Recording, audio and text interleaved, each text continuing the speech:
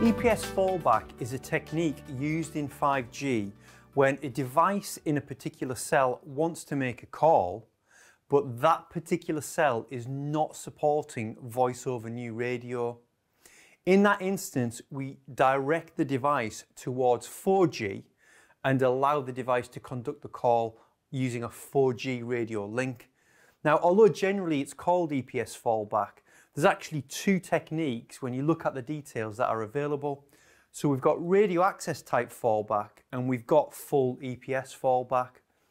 So with radio access type fallback, in this particular case, the device is registered on the IMS on 5G, but when we go to make or receive a call, we are not going to let the call happen. And in this case, because the cell that we're in does not support voice over new radio, we are going to either hand the device over to an NG eNode B, or we are going to redirect the device to an NG eNode B.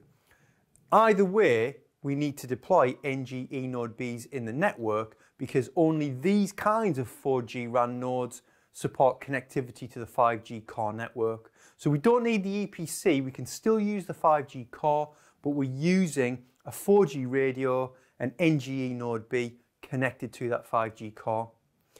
If the GNB that is triggering the fallback supports an XN connection to that NG eNode B, well, we can support a handover, and that would be a nice, smooth fallback operation. But if we don't support XN connectivity, it's just simply telling the device to redirect to a 4G NG eNode B.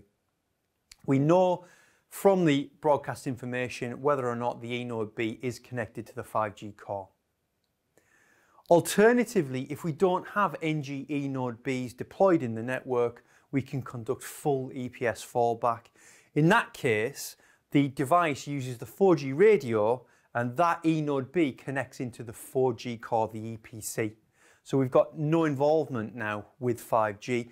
And again, that can be a smooth handover if N26 is in place between the AMF and the MME, the Access and Mobility Management Function, and the Mobility Management Entity.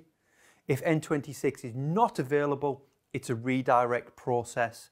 And this redirect is essentially the device being told to leave 5G and go find 4G. When it finds 4G, it can then continue with the call establishment.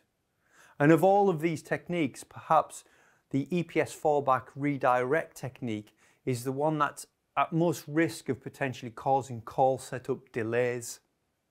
Now, looking at these techniques from a more diagrammatical perspective, here's the situation. We've got the device being instructed to use the 4G radio to conduct this call.